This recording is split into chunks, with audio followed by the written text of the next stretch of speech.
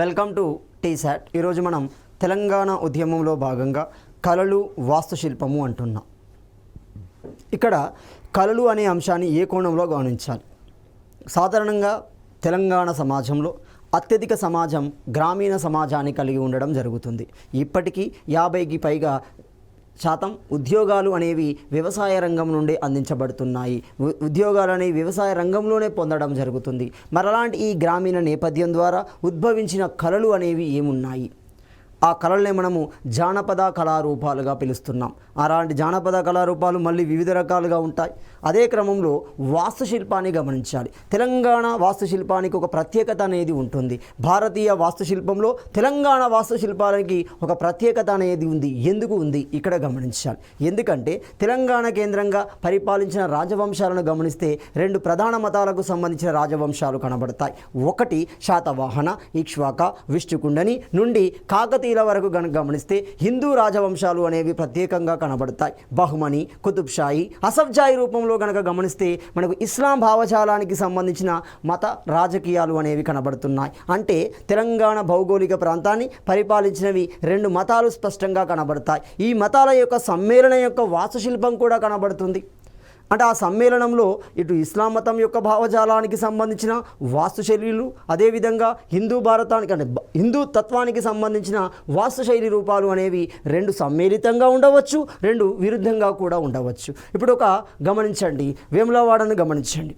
అందులో మనకు Indo Islamic శైలులు 2 మిళితమై ఉండడం జరుగుతుంది. ఎందుకంటే ఆ దేవాలయ ప్రాంగణంలోనే మనకు మసీద్ అనేది స్పష్టంగా కనబడుతుంది. అంటే ఇండో ఇస్లామిక్ ఒక సంస్కృతికి అది ఉమ్మడిగా మనకు కనబడడం జరిగింది. ఇలా మనకు కళలు వాస్తుశిల్పంలో అంశాలను మనం పరిశీలిద్దాం. నెక్స్ట్ ఇక్కడ తెలంగాణలో కళలు వాస్తుశిల్పంలో భాగంగా జానపద కళలు అంటున్నాం, జనపదము అంటున్నాం. ఈ జనపదం అనే పదం మనకి ఆర్య సంస్కృతి పతనానంతరం కనబడడం జరుగుతుంది. అంటే భారతీయ చరిత్రలో భారతీయ భౌగోళిక ప్రాంతంలో మొదటగా ఉద్భవించిన నాగరికత సింధు నాగరికత అంటున్నాం. దీన్నే మనము హరప్పా నాగరికత లేదా సింధులోయ నాగరికత అంటున్నాం. దాని పతనానంతరం వచ్చిన నాగరికతే ఆర్య నాగరికత. ఇది 2 నాగరికతలుగా విభజించబడుతుంది. తొలివేద నాగరికత, మలివేద నాగరికత అవుతుంది. ఆ తర్వాత వచ్చిన పరిణామాల క్రమంలోనే షోడశ మహా జనపదాలు అనేవి ఉద్భవిస్తాయి. ఈ పదంలోనే మనకు జనపదం, జానపదం అనే పదం కనబడుతుంది. జన అంటే ఏంటి? వ్యవసాయ ఆధారితంగా నివసించే భౌగోళిక ప్రాంతాలు కలిగిన కుటుంబాలని మనం ఏమంటున్నాం? జనపదాలు అంటున్నాం. అలాంటి జనపదాలే మహాజనపదాలుగా ఉద్భవించాయి. అలాంటి మహాజనపదాలే రాజ్యాలుగా ఉద్భవించాయి. అలాంటి రాజ్యాలు మనకి ఈనాడు దేశాలుగా, దేశంలో రాష్ట్రాలుగా విభజన చెందడం జరిగింది. మరి అలాంటి ఆ పదాలలో ఉద్భవించేదే జనపదాలు అంటున్నాం. అంటే ఇంకా సింపుల్, జనపదాలలో నివసించే వారే జానపదులు అవుతున్నారు. వీరి నుండి జాలువారిన పాటలు కానీ మొదటిది. రెండవది నృత్యాలు కానీ, గాథలు కానీ, కథలు కానీ, సామెతలు కానీ, తిట్లు కానీ, వాయిద్యాలు వంటి సమూహారాన్ని మనం ఏమంటున్నాం? జానపద కళలు అంటున్నాం. జనపద లేదా జానపద కళలు అంటున్నాం. మరి అలాంటి జానపద కళలు ఏ రూపాలలో, ఎన్ని రూపాలలో ఉన్నాయి? వీటి యొక్క రకాలను ప్రధానంగా గమనిస్తే అందులో మొదటి రూపం కథ గానాలు అంటున్నాం. అంటే కథను ప్రధాన ఇతివృత్తాంతంగా తీసుకుంటున్నారు. ఆ కథను గానం రూపంలో వివరించే వర్గాలను మనం కథాగానాలకు సంబంధించిన జనపద వర్గాలుగా భావిస్తాం. మరి అవి ఏంటి? వీటికి జనపద కళారూపాలలో ప్రత్యేక స్థానం అనేది ఉంటుంది. మరి ఏ రూపంలో కనబడుతుంది? ఒక జంగం కథ రూపంలో కనబడుతుంది. ఇది ఒక జానపద కళారూపమే లేదా జనపద కళారూపమే అవుతుంది. 2 బుర్రకథ అంటున్నాం. 3 ఆసాది కథ అంటున్నాం. 4 ఒగ్గు కథ అంటున్నాం. 5 బైండ్ల కథ అంటున్నాం. అంటే ఈ కథాగానాలకు సంబంధించిన ప్రధాన ఉదాహరణలు ఇవి గమనించవచ్చు. మరి ఏంటి? ఒక జంగం కథలో ఏం చెప్తారు? వీళ్ళనే మనం ఏమంటాం? జంగం దేవరలు అంటున్నాం. వీరు చెప్పేది ఏంటిది? జంగం కథను చెప్పడం జరుగుతుంది, గానం చేయడం జరుగుతుంది. రెండోది గమనిస్తే ఆసాది కథలు అంటున్నాం. ఆసాది కథలో ప్రధాన ఇతివృత్తాంతం ఏ విధంగా ఉంటుంది? దేని చుట్టూ మిళితమై ఉంటుంది అంటే ఎల్లమ్మ కథ ప్రధానంగా ఉండడం జరుగుతుంది. మరి దీన్ని ఎవరు గానం చేస్తారు, ఎవరు చెప్పడం జరుగుతుంది అంటే మాదిగ వర్గాలలో ఒక తెగ అవుతుంది. మాదిగ వర్గాలలో ఒక తెగ ఈ ఆసాది కథలను వివరించడం జరుగుతుంది. ఒగ్గు కథ అంటున్నాం. ఒగ్గు కథ, ఒగ్గు అంటే ఏంటి? సాధారణంగా శైవ సాంప్రదాయానికి సంబంధించిన పదజాలం ఇందులో కనబడుతుంది. అందులో ఒగ్గు అంటే శివుని యొక్క చేతిలో ఉండే ఢమరుకాన్ని మనము ఒగ్గు అంటున్నాం. మరి వీళ్ళు ఏం చేస్తారు? ఎల్లమ్మ కథను గానం చేయడం జరుగుతుంది. శ్రీ వేములవాడ రాజరాజేశ్వరి ఆలయంలో పోచమ్మ దేవాలయం ముందు వీళ్ళు ప్రధానంగా కనబడతారు చూడండి. అదేవిధంగా మనకి ఇక్కడ వరంగల్, ఉమ్మడి వరంగల్ కేంద్రంగా నిర్వహించబడతాయి చూడండి. ఒక ఐనవోలు జాతర గమనించండి, సిద్దిపేటలో ఉండే జాతరను గమనించండి. అక్కడ మనకు ఈ ఎల్లమ్మ కథను గానం చేసే వ్యక్తులు స్పష్టంగా కనబడతారు. అదేవిధంగా బైండ్ల కథ అంటున్నాం. బైండ్ల కథ గ్రామ దేవతల కథను చెప్పడం జరుగుతుంది. సాధారణంగా గ్రామ దేవతలు సప్తమాతృకల రూపంలో ఉంటాయి. సప్తమి అంటే 7 అవుతున్నాయి. సప్తమాతృకల రూపంలో గ్రామ దేవతల యొక్క కథాగానాలు చెప్పే వ్యక్తులని బైండ్ల కథలో ప్రధాన అంశంగా ఉంటున్నాయి. పిచ్చకుంట్ల కథ అంటున్నాం. వివిధ కుల గోత్రాలు వాటి కథలు తెలియజెప్పేవారే ఈ పిచ్చకుంట్ల కథ జానపద రూపానికి సంబంధించిన వ్యక్తులు అవుతున్నారు. అంతేకాకుండా రెండో వర్గం అన్నాం. రెండో వర్గం ఏంటిది? సామూహిక నృత్యాలు అంటున్నాం. సమూహం ఆధారంగా 2 కంటే ఎక్కువ మంది అందులో సమూహంగా ఉండడం జరుగుతుంది. ముఖ్యంగా మనకి దసరా సందర్భాలలో కనబడతాయి, శ్రీరామనవమి సందర్భాలలో కనబడతాయి, వివిధ రకాల బోనాలు అలాంటి జాతరలు నిర్వహించే సందర్భాలలో ఇలాంటి నృత్యాలు మనకు ఇప్పటికీ కనబడుతూనే ఉంటాయి. మరి ఏంటి అవి? ఇందులో భాగంగా ఉండేవి కోలాటం అంటున్నాం, చెక్క భజన అంటున్నాం, పండరీ భజన అంటున్నాం. ఇవన్నీ మనకు సామూహిక నృత్యాలలో భాగంగా ఉంటాయి. ఇవన్నీ ఏంటి? జనపద రూపాలలోని భాగాలే, రకాలే అవుతాయి. మరి ఇక్కడ కోలాటాన్ని బయటికి తీయండి. కోలాటము అంటే ఏంటి? సాధారణంగా కోలాటాన్ని మనము దండాలాస్యము లేదా దండా నర్తనము అంటాం. నర్తనం అంటే నర్తించడం, నాట్యం చేయడం. సో ఇక్కడ దండాలాస్యము అన్న దండా నర్తనము అన్న ఒకటే, అదే కోలాటము అవుతుంది. మరి ఈ కోలాటంలో ప్రధానంగా 2 అంశాలు కనబడతాయి. ఏంటి? ఈ కోలాటానికి నేతృత్వం వహించే వ్యక్తుల్ని, నాయకుడిని ఏమంటున్నాము? కోలన్న అంటున్నాము. ఆ కోలన్న చెప్పే విధానాన్ని, అలజడిని, ఆ కోలన్న చెప్పే అంశాలను ఆధారంగా చేసుకొని ఆ కార్యక్రమం నిర్వహించబడుతుంది. కోలన్న ఆధ్వర్యంలో నిర్వహించబడుతుంది. అదేవిధంగా ఆ కోలన్న ఆధ్వర్యంలో ఆ జనసమూహం ఉపయోగించే వాయిద్యాలను ఏమంటున్నాము? కర్ర లేదా కోల అంటాం. కోల అంటే కర్ర అంటాం. అంటే సింపుల్గా కర్ర సహాయంతో కోలన్న ఆధ్వర్యంలో నిర్వహించే నర్తనాన్ని దండా నర్తనం లేదా కోలాటంగా పిలవడం జరుగుతుంది. పండరీ భజన అన్నాం. పండరీ భజన పాండురంగ భజన అవుతుంది. మరి పాండురంగ భజన నిర్వహించే వ్యక్తులు, చెప్పే వ్యక్తులు ధరించే వస్త్రాలు, మరి ఉపయోగించే వస్తువులు ఏమొస్తున్నాయి? పసుపు జెండాను ఉపయోగించడం జరుగుతుంది. సో పసుపు జెండాను సింబాలిక్గా ఉపయోగించుకొని పండరీ భజనను నిర్వహించడం జరిగింది. గురువయ్యల నృత్యము అంటున్నాం. ఇది సామూహిక నృత్యమే అవుతుంది. కురుబ వంశానికి చెందినవారు డమరుకం, కంబలి, దండలతో గానం చేయడం జరుగుతుంది. ఈ గానం చేసే సందర్భంలో వారి యొక్క అలంకరణ విధానంలో కనబడే ప్రధాన భాగాలు ఏంటి? డమరుకం కనబడుతుంది చేతిలో, అదే ఒక చేతిలో కంబలి కనబడుతుంది, శరీరం మీద దండలు కనబడతాయి. ఇలా అలంకరించబడిన వ్యక్తులు గురువయ్యల నృత్యం చేయడం జరుగుతుంది. అదేవిధంగా బీరప్ప డొల్లలు అంటున్నాం. ఈ బీరప్ప డొల్లలు ఏమంటున్నాం? పెద్ద డోలు నడుముకు బిగించుకొని చెప్పడం. ముఖ్యంగా ఇది కురుబ వంశంలో కురుమలు, గొల్లలు, యాదవ వంశానికి సంబంధించిన వర్గాలలో ఇది కనబడడం జరుగుతుంది. మరగాళ్ళు అంటున్నాం. ఇప్పుడు అది ట్రెండ్ అయింది చూడండి. మీకు సంక్రాంతి, దసరా సందర్భాలలో గమనిస్తే ఆర్ఎస్ బ్రదర్స్, చందన బ్రదర్స్ ముందు కర్రల సహాయంతో నిలబడతారు చూడండి. అదొక ట్రెండ్. అది మరగాళ్ళు అంటాం. కర్రల సహాయంతో నడవడం అది ఒక కళ, ఒక జానపద రూపమే. అదేవిధంగా డప్పు నృత్యము అంటున్నాం. మాదిగ వంశం దీనిని ప్రదర్శించడం జరుగుతుంది. ఇందులో తప్పెట లేదా పలక లేదా డప్పు అనే వాయిద్యాన్ని ఉపయోగిస్తారు. ఇది వెరీ వెరీ ఇంపార్టెంట్. దీని నుండి వచ్చే శబ్దాన్ని బట్టే దీనికి ఆ పేరు పెట్టడం జరుగుతుంది. సో డప్పు నృత్యము అనేది మాదిగ వర్గాలలో ఒక వర్గం ఉపయోగించేది. సందర్భంగా ఎక్కడ ఉపయోగిస్తారు? వారి యొక్క ఎల్లమ్మ పూజ నిర్వహించే క్రమంలో, వారి యొక్క గ్రామదేవత ఆరాధన క్రమంలో దీన్ని అనుసరించడం జరుగుతుంది. దాన్నే తప్పెట అంటాం. తప్పెట లేదా పలక అంటున్నాం. ఆ పలక లేదా తప్పెట నుండి వచ్చే శబ్దాన్ని మనం ఏమంటున్నాం? జగ్ నఖన్ అంటున్నాం. చూడండి, జగ్ నఖన్ డ్యాన్స్ లేదా డప్పు డ్యాన్స్ అంటున్నాం. డప్పు నృత్యంగా పిలవడం జరుగుతుంది. అంతేకాకుండా మదిలి అన్న మరికొన్ని రకాలు.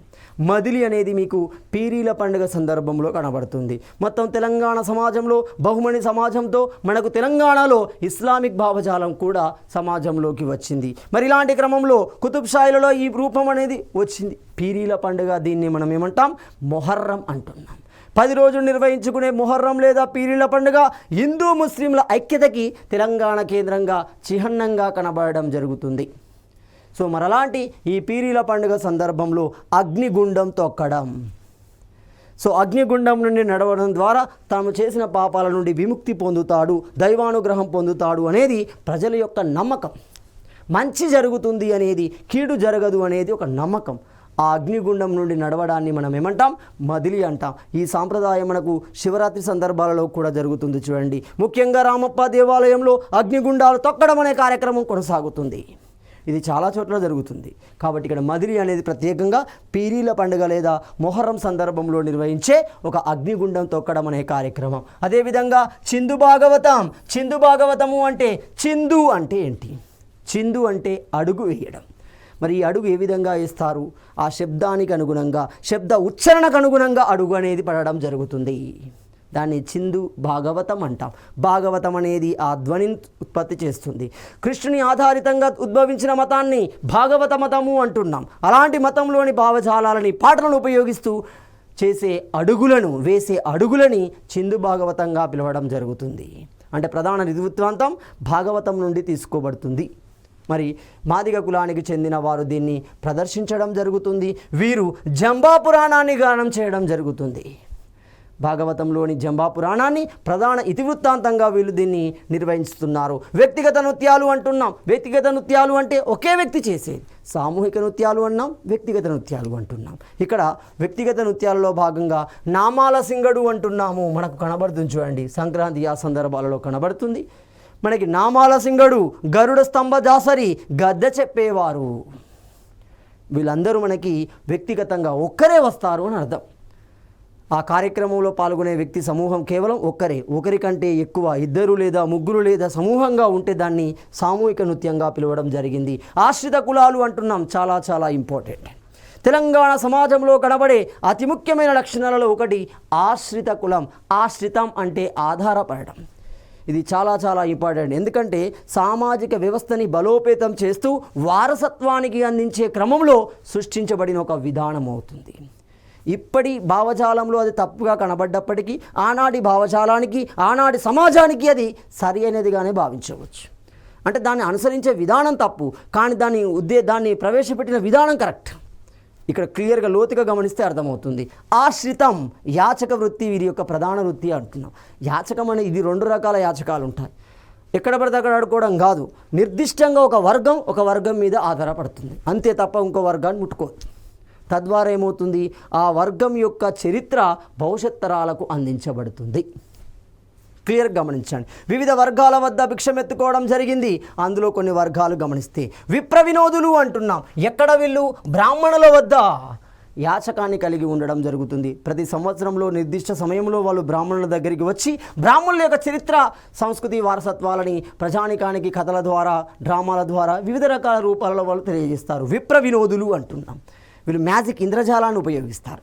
అదేవిధంగా ఒగ్గు కళాకారులు గొల్ల, కురుమ, యాదవ వంటి వర్గాల వద్ద యాచక వృత్తిని లేదా ఆశ్రిత వృత్తిని కలిగి ఉండడం జరుగుతుంది. సాధనాసూరులు అంటున్నాం. సాధనాసూరులు అనేవారు ఏ వర్గం మీద, ఏ ప్రధాన వర్గం మీద ఆధారపడుతున్నారు? పద్మశాలి వర్గం మీద ఆధారపడడం జరుగుతుంది. కాకి పడగల ముదిరాజుల మీద ఆధారపడుతున్నారు. మాలజంగాలు మాదిగ కులస్తుల మీద ఆధారపడుతున్నారు. వీరముష్టి ఆర్య వైశ్యుల మీద ఆధారపడుతున్నారు. వరుసబుట్టలు పెరుక వర్గం మీద ఆధారపడుతున్నారు. ఏసూటి పటం గౌడ కులస్తుల మీద ఆధారపడడం జరుగుతుంది. ఇలా మనకు ఆశ్రిత కులాలు అనేవి చాలా ఉన్నాయి. మరి ఈ ఆశ్రిత కులాల యొక్క ప్రధాన ప్రదర్శన ఏంటి? ఆశ్రితం చేసే సందర్భంలో ఆ వర్గానికి సంబంధించిన ఏ అంశాన్ని వాళ్ళు సమాజానికి తెలియజెప్పే ప్రయత్నం చేస్తారు అంటే వారి యొక్క నైపుణ్యం ఏంటి, ఎందులో నైపుణ్యాన్ని కలిగి ఉన్నారు గమనిస్తే. విప్ర వినోదులు అనగానే ఇంద్రజాలంలో నైపుణ్యాన్ని కలిగి ఉండడం జరుగుతుంది.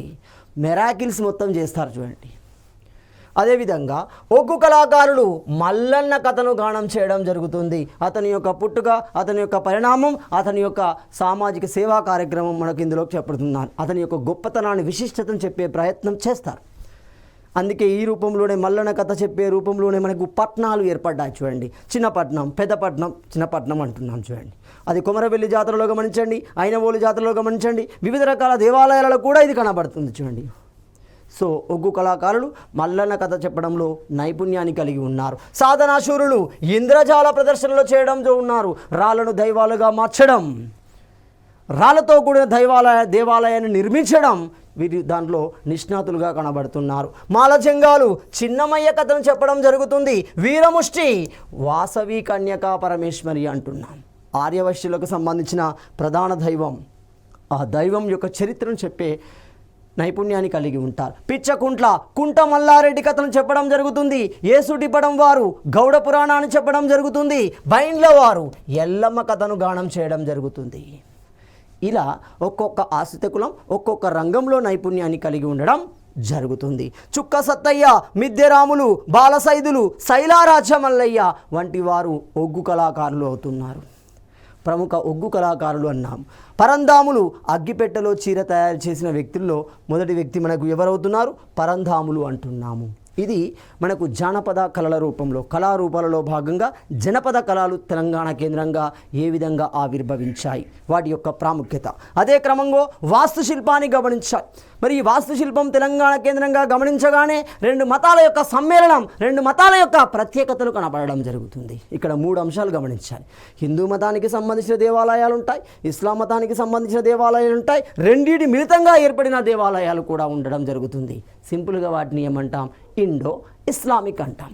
ఇండో అంటే హిందూ ఆధారితంగా, భారతీయ ఆధారితంగా, ఇస్లామిక్ మత ఆధారిత లక్షణాల సమూహంగా మనకు కనబడడం జరుగుతుంది. ఇక్కడ ఒక విషయాన్ని గమనించండి. సాధారణంగా వాస్తుశిల్పంలో గమనించే కట్టడాలు హిందూ ఇస్లామిక్ లక్షణాలను కలిగి ఉంటాయి. మరి ఇస్లాం లక్షణాలు ఏంటి? మీరు గమనించండి. పొడవైన కమానులు, ఆర్చులు, డోములు అనేవి ఎక్కడి నుండి తీసుకోబడినవి? ఇస్లాం భావజాలం నుండి తీసుకోబడిన లక్షణాలు. గోడలు, పునాదుల మీద అలంకరణ, పద్మాలు కానీ, లతలు కానీ, తీగలు కానీ, పుష్పాలు కానీ, అవన్నీ హిందూ మతం నుండి తీసుకోబడినవి. ఈ రెండింటి సమూహారమే ఇండో ఇస్లామిక్ కళలు అంటున్నాం. ముఖ్యంగా కుతుబ్ షాహీల కాలంలో, ముఖ్యంగా నిజాంల కాలంలో మనకు ప్రత్యేకంగా కనబడతాయి. అందులో మనం కొన్ని అంశాలను కనుక గమనిస్తే 1000 స్తంభాల గుడి అంటున్నాం. 1000 స్తంభాల గుడి అంటే ఆ గుడి నిర్మాణానికి ఉపయోగించిన స్తంభాల సంఖ్య 1000. అందుకే దాన్ని సహస్ర స్తంభాలయ అంటున్నాం. సహస్ర స్తంభాలయంలో ఎంతమంది దేవతలు ఉన్నారు? 3 దేవతలకు ఆలయాలు అనేవి ఒకే ప్రాంగణంలో నిర్మించబడ్డాయి. అందుకే దాన్ని త్రికూట ఆలయము అంటున్నాం. కూటం అంటే గుడి అని అర్థం, ఒక దైవానికి నిర్ణయించిన ప్రదేశం అని అర్థం. సో ఇక్కడ క్లియర్గా గమనిస్తే త్రికూటాలయం అనేది 1000 స్తంభాల గుడి అవుతుంది. మరి ఎవరు ఎప్పుడు నిర్మించారు గమనిస్తే క్రీస్తు ఏమవుతుంది? క్రీస్తకం ఇక్కడ 1163 సంవత్సరం. క్రీస్తకం 1163 సంవత్సరానికి మొదటి ప్రతాపరుద్రుడు హనుమకొండ కేంద్రంగా దీనిని నిర్మించడం జరిగింది. ఈ నిర్మించడంలో రాజకీయ కోణం ఉంది, మత కోణం 2 కనబడతాయి. తాను రాజ్యానికి సర్వస్వతంత్రుడు అని దాని జ్ఞాపకార్థంగా శైవాన్ని ఆధారంగా చేసుకొని నిర్మించిన కట్టడం. మొదటి ప్రతాపరుద్రుడిని ఏమంటాం? చరిత్రలో రుద్రదేవుడు అంటున్నాం. శివుణ్ణి ఏమంటున్నాం? రుద్రుడు అంటున్నాం. ఈ దేవాలయంలో ప్రధాన దైవం ఎవరు? శివుడు. శివుని రూపంలో ఉన్న రుద్రుడు, శివుని మరో పేరులో ఉన్న రుద్రుడు. అందుకే దీన్ని రుద్రేశ్వర ఆలయం అంటున్నాం. రామప్పలో గమనించండి, శివుని యొక్క మరో రూపం రామలింగేశ్వరుని రూపంలో ఉంటున్నాయి. అందుకే దాన్ని ఏమంటున్నాం? రామలింగేశ్వర ఆలయము అంటున్నాం. వేములవాడలో గమనించండి, శివుని యొక్క మరో రూపం రాజరాజేశ్వరుడు అంటున్నాం. రాజేశ్వర అంటున్నాం. రాజేశ్వర, అందుకే రాజరాజేశ్వర ఆలయం అంటున్నాం. అదేవిధంగా శివుని యొక్క మరొక రూపం కొమరవెల్లి మల్లన్న, ఆయన ఊలు మల్లన్న అంటాం. ఇలా ఆ దేవాలయంలో ప్రధాన దైవం ఏ రూపంలో పిలువబడుతుంది, ఏ పేరుతో పిలువబడుతుంది, అలా పేరు పెట్టబడడం జరిగింది. కాబట్టి దీనికి మరొక పేరే ఏమవుతుంది? రుద్రేశ్వర ఆలయము అంటున్నాం. సో ఈ రుద్రేశ్వర ఆలయం ఏ శైలిలో నిర్మించబడింది అంటే చాళుక్య కాకతీయ శైలిలో నిర్మించబడడం జరిగింది. ఇక్కడ క్లియర్గా అర్థమవుతుంది. కాకతీయులు ఎవరు? ఒకప్పుడు చాళుక్యుల దగ్గర సామంతులుగా పనిచేశారు. చాళుక్యులలో వివిధ రకాల హోదాలలో పనిచేయడం జరిగింది. చాళుక్య రాష్ట్రకూటుల వద్ద వివిధ హోదాలలో పనిచేసిన వ్యక్తులే కాకతీయులు. కాలక్రమంలో తమ దేవాలయాలు నిర్మించే క్రమంలో ఆ లక్షణాలను కూడా ఉపయోగించారు. కాబట్టి చాళుక్య కాకతీయ శైలిలో ఈ నిర్మాణం అనేది నిర్మించబడింది. రామప్ప దేవాలయం క్రీశకం 1213లో గణపతి దేవుని సేనాపతి రేచర్ల రుద్రుడు నిర్మించడం జరుగుతుంది. రేచర్ల రుద్ర.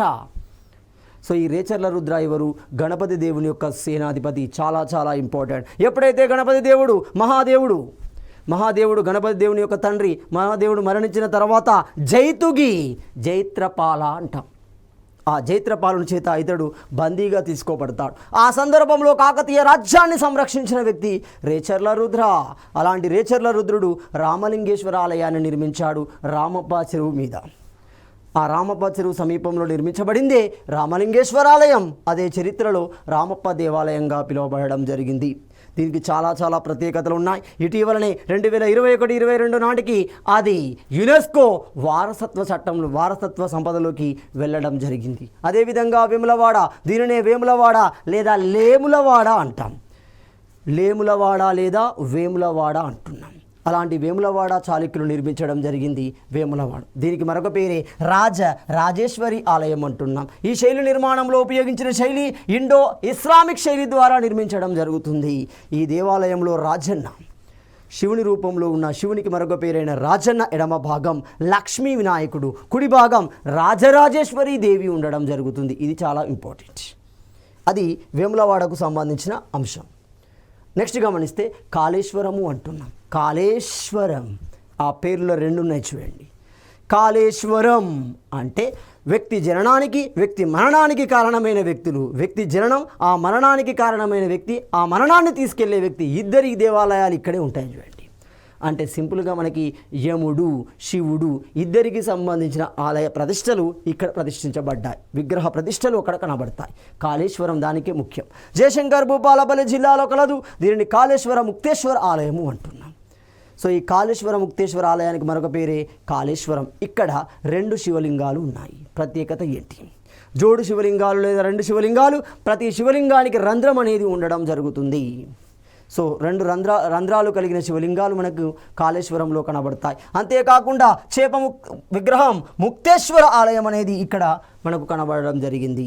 యాదగిరి గుట్ట అంటున్నాం. తెలంగాణ తిరుపతిగా భావిస్తున్నాం. అంతే.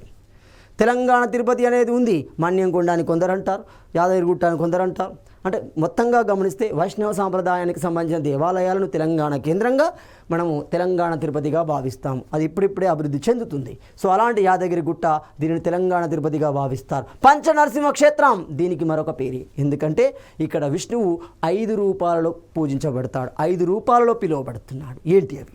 పంచనరసింహ క్షేత్రము అంటాం. దీనికి మరొక పేరే యాదాద్రి లక్ష్మీ నరసింహస్వామి ఆలయంగా పిలుస్తున్నాం. ఇక్కడ ప్రత్యేకత ఏంటంటే గండదీపం అనేది ప్రత్యేకత. విష్ణువుని 5 రూపాలలో పిలుస్తున్నాం. ఆ 5 రూపాలు ఏంటి? ఒకటి జ్వాలా నరసింహ అంటున్నాం, యోగానంద నరసింహ అంటున్నాం, ఉగ్ర నరసింహ అంటున్నాం, గండబేరుండ అంటున్నాం, లక్ష్మీ నరసింహ అంటున్నాం. ఇలా మనకు 5 రూపాలలో మనకు పిలువబడడం జరిగింది. మెదక్ చర్చ్ మరో అంశం. దీనిని 1914లో చార్లెస్ వాకర్ పన్నెట్ నిర్మించడం జరిగింది. నిర్మించడానికి ఉపయోగించిన శైలి గోతిక్ శైలి అవుతుంది. అంతేకాకుండా దీని నిర్మాణం 1924 డిసెంబర్ 25 నాటికి పూర్తి చేయబడింది. స్టార్ట్ చేసింది ఎప్పుడు? 1914లో స్టార్ట్ చేసిన వ్యక్తి ఎవరు? Charles walker Punnett. దీని నిర్మాణానికి ఉపయోగించిన పాలరాయి ఇటలీ నుండి తీసుకురాబడడం జరిగింది. సెయింట్ మేరీ చర్చ్ అంటున్నాం. ఎక్కడ కనబడుతుంది? సికింద్రాబాద్లో కనబడుతుంది. సెయింట్ మేరీ చర్చ్ అత్యధిక ఆస్తులు కలిగిన చర్చిల్లో అది ఒకటి చూడండి. Basilica of our lady church అంటున్నాం దీనికి పేరు. సో సికింద్రాబాద్లో ఇండో గోతిక్ శైలిలో నిర్మించబడిన నిర్మాణమే సెయింట్ మేరీ చర్చ్. పాలరాయి మరియు 4 గంటలను అక్కడ ఉపయోగించిన 4 గంటలు బెల్స్ని ఎక్కడి నుండి తెచ్చాం? ఇటలీ నుండి తెప్పించడం జరుగుతుంది. ఇక్కడ మేరీ మాత తన ఒడిలో శిశువును పెట్టుకునే విగ్రహం, పాలరాతి విగ్రహం అత్యంత ఆకర్షణీయంగా ఉంటుంది. అదేవిధంగా జైన మతానికి సంబంధించిన కట్టడాలు కూడా ఉన్నాయి.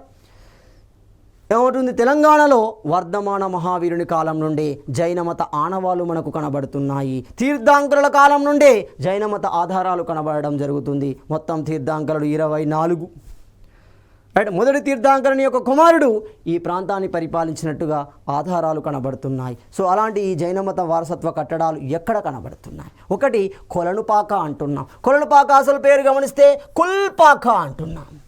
కుల్పాక లేదా కొలన్పాక అంటున్నాం. అంటే ఇప్పుడు కొలన్పాక అనగానే జైనానికి సంబంధించిన ప్రదేశంగా గమనించవచ్చు, మత ప్రదేశంగా గమనించవచ్చు. ఇది ఏ మతానికి సంబంధించింది? జైన మతంలో మళ్ళీ 2 శాఖలు ఉన్నాయి. దిగంబరం, ఎలాంటి వస్త్రాలు ధరించకుండా దైవాన్ని పూజించే క్రమం. 2 శ్వేత వస్త్రాలను ధరిస్తూ శ్వేతాంబరం అంటాం. దిగంబర శ్వేతాంబర అంటాం. ఇది మాత్రం దిగంబర జైనానికి సంబంధించింది. ఇక్కడ వర్ధమాన మహావీరుణ్ణి కనుక గమనిస్తే నిడారంబరంగా అంటే ఎలాంటి వస్త్రాలు లేకుండా దిగంబరంగా ఉండడం జరుగుతుంది. అంతేకాకుండా ఇక్కడ సంగీతాన్ని అందించే జడ్ శిల అనేది ఉంటుంది. జడ్ శిల అనేది చైనాలో మనకు కనబడుతుంది. అలాంటి జడ్ శిల యొక్క లక్షణం ఏంటి అంటే ధ్వనిని ఉత్పత్తి చేసే లక్షణాన్ని కలిగి ఉండడం జరుగుతుంది. ఈ లక్షణం మనకు రామప్ప ప్రధాన ఆలయం యొక్క ఎంట్రన్స్లో కనబడుతుంది చూడండి. సో మనకి ఇక్కడ జడ్ శిల అనేది ఉపయోగించబడుతుంది. అంతేకాకుండా ఇక్కడ మరో ప్రత్యేకత ఏంటి, 18 కులాలకు 18 మతాలు ఆలయాలు ఇక్కడ నిర్మించబడడం జరిగింది. వాటికి సంబంధించిన మఠాలు అంటాం. మఠాలు అనేవి మనకి ఇక్కడ నిర్మించబడడం ప్రత్యేకతగా గమనించవచ్చు. మెదక్లోని కోల్చారం, మరి తెలంగాణ కేంద్రంగా జైన మత ప్రతిష్ట ప్రాంతాలు ఏంటి, విశిష్ట కలిగిన ప్రాంతాలు ఏంటి గమనిస్తే 1 కోల్చారం, 2 జోగిపేట, 3 వర్ధమానపురం, 4 పూడూరు, 5 ఇక్కడ గమనిస్తే ఇవి ఎక్కడున్నాయి, మెదక్ జిల్లాలో ఉంటున్నాయి. మెదక్ జిల్లాలో ఉన్న ప్రాంతాలు అవి. అదేవిధంగా నల్గొండ అన్న, ఇవన్నీ మనం ఉమ్మడి జిల్లాలు మాత్రమే తీసుకున్నాం, బాగా గమనించండి. మళ్ళీ ఇక్కడ నల్గొండలో అంటాం పానగల్, నిజామాబాద్లో అంటాం బోధన్, జోగులాంబ గద్వాల్లో ప్రాగటూరు, సంగారెడ్డిలో పొట్ల చెరువు, కరీంనగర్లో కురిక్యాల, మహబూబ్ నగర్లో గొల్లతగుడి అంటాం. ఇవన్నీ ఉమ్మడి జిల్లాలు మాత్రమే. ఆ ఉమ్మడి జిల్లాలకు సంబంధించిన కొన్ని విశిష్టమైన ప్రదేశాలు మనకు జైనానికి సంబంధిస్తున్నాయి. అలాంటి క్రమంలోనే బౌద్ధానికి సంబంధించిన వారసత్వాలు ఉన్నాయి. బుద్ధుని కాలం నుండే బౌద్ధానికి సంబంధించిన ఆనవాళ్ళు తెలంగాణ కేంద్రంగా కనబడుతున్నాయి. మనం బౌద్ధ వారసత్వ కట్టడాలు ఎక్కడ ఉన్నాయి గమనిస్తే 1 ఫణిగిరి అంటున్నాం. ఫణిగిరి అనగానే మనకు సూర్యాపేట, ప్రస్తుతం కొత్త జిల్లాల ప్రకారం అది సూర్యాపేటలో కనబడుతుంది. ఉమ్మడి జిల్లాల ప్రకారం అది ఉమ్మడి నల్గొండలో కనబడుతుంది. ఫణగిరి అనగానే మధ్యప్రదేశ్లోని సాంచీ స్తూపం. ఆ సాంచీ స్తూప నమూనాలు మనకి ఫణిగిరిలో కనబడడం జరుగుతుంది. గాజుల బండ సూర్యాపేట కేంద్రంగా ఉంది. నేలకొండపల్లి నల్గొండ కేంద్రంగా ఉంది. కొండాపూర్ సంగారెడ్డి కేంద్రంగా ఉంది. కోటిలింగాల మునులగుట్ట జగిత్యాల జిల్లాలో కనబడుతున్నాయి. వీటితో పాటుగా మనకు ధూళికట్టు పెద్దపల్లి, భావనాకుర్తి నిర్మల్, కొమరంభి, మహూర్, రంగారెడ్డి, చైతన్యపురి, తంబాలపల్లి, జగిత్యాల ఇలాంటి జిల్లాలలోని కొన్ని ప్రదేశాలు మనకి బౌద్ధ వారసత్వ ప్రదేశాలను, కట్టడాలను కలిగి ఉండడం జరుగుతుంది. వీటితో పాటు ఇతర వారసత్వాలు ఏంటి, శైవానికి సంబంధించి చూసాం, వైష్ణవానికి సంబంధించి చూసాం, జైనానికి సంబంధించి చూసాం, బౌద్ధానికి సంబంధించి చూసాం. ఇవి కాకుండా ఇతర వారసత్వాలు ఏంటి గమనిస్తే గోదాదేవి ఆలయము అంటున్నాం. గోదాదేవి ఆలయం మనకు రంగారెడ్డి, ఆదిలాబాద్ కేంద్రంగా ఉంటున్నాయి. అదేవిధంగా వర్గల్ సరస్వతి ఆలయం సిద్దిపేట కేంద్రంగా ఉంది. జ్ఞాన సరస్వతి ఆలయం బాసరా నిర్మల్ కేంద్రంగా ఉంది. దీనిని ఎవరు నిర్మించారు, బీర్బలుడు నిర్మించడం జరిగింది. అనంత పద్మస్వామి వికారాబాద్, అనంతగిరి కొండల్లో కనబడడం జరిగింది. కొమరవెల్లి మల్లన్న సిద్దిపేట చేర్యాల మండలంలో ఉంది. ఛాయ సోమేశ్వర ఆలయం పానగల్ నల్గొండ జిల్లాలో ఉంది. శ్రీ నీలకంఠేశ్వర స్వామి ఆలయం నిజామాబాద్లో ఉంది. ఇక్కడ ప్రత్యేకత ఏంటి, రథసప్తమి రోజున శివలింగంపై సూర్యకిరణాలు ప్రసరించడం అనేది ఇక్కడ ప్రత్యేకతగా కనబడడం జరిగింది. కాశీ విశ్వేశ్వర ఆలయం సంగారెడ్డి కలాబుపూర్లో ఉంటుంది. రామలింగేశ్వర స్వామి ఆలయం సంగారెడ్డి నందికందిలో ఉంది. ఇది లక్షణాన్ని గమనిస్తే నక్షత్రాకారంలో ఉండే ఆలయం, అంటే పైనుండి డ్రోన్ వ్యూను కనుక గమనిస్తే నక్షత్రాకారంలో కనబడుతుంది. అదేవిధంగా ఉమామహేశ్వరం శ్రీశైల ఉత్తర ద్వారంగా ప్రసిద్ధి చెందడం జరిగింది. ఇది అచ్చంపేటలో కనబడుతుంది. అంతేకాకుండా ఇస్లాం వారసత్వ కట్టడాలు గమనించండి. హుస్సేన్ సాగర్, దీన్ని ఇబ్రహీం కులీ కుతుబ్ షా తన అల్లుడైన హుస్సేన్ షా వలి జ్ఞాపకార్థం నిర్మించడం జరిగింది. ఎప్పుడు 1562లో. పురాణాపోల్ మొట్టమొదటి బ్రిడ్జ్ అవుతుంది. పురాణ అంటే పాత అని అర్థం. సో ఇబ్రహీం కులీ చేత 1578లో నిర్మించబడడం జరిగింది. దీన్ని ఫ్రెంచ్ ట్రావెలర్, ఎవరా ఫ్రెంచ్ ట్రావెలర్, ట్రావెర్నియర్ పారిస్లోని పోంట్ న్యూబ్ కట్టడంతో పోల్చడం జరిగింది. దార్ ఉల్ సిఫా అంటే సుల్తాన్ మహమ్మద్ షా నిర్మించబడింది. దార్ ఉల్ సిఫా అంటున్నాం, ప్రజల ఉచిత దవాఖానా అంటున్నాం, దార్ ఉల్ సిఫా అంటాం. సో ఇబ్రహీం కులీ యొక్క కుమారుని చేత అది నిర్మించబడుతుంది. మాసబ్ ట్యాంక్ అంటున్నాం, హయత్ బాక్షి బేగం నిర్మించడం జరిగింది. మక్కా మసీద్ అంటున్నాం, 1617లో ప్రారంభించబడి 1694లో ఈ హయత్ బాక్షి బేగం యొక్క భర్త నిర్మించడం జరిగింది. పూర్తి చేయబడింది ఔరంగజేబ్ చేత 1694లో. దీనిని సుల్తాన్ మహమ్మద్ కుతుబ్ షా ప్రారంభించగా ఔరంగజేబ్ పూర్తి చేయడం జరిగింది. దీని నిర్మాణానికి ఫసీ ఉల్లా బేగ్. అదేవిధంగా చౌదరి రాజయ్యలు నియమించబడ్డారు. మరి దీని యొక్క సామర్థ్యం ఏంటి? మక్కా మసీద్ యొక్క సామర్థ్యం అంటే 10,000 సామర్థ్యాన్ని కలిగి ఉంది. ఇక్కడ ప్రత్యేకత గమనిస్తే సౌర గడియారాన్ని కలిగి ఉంటుంది.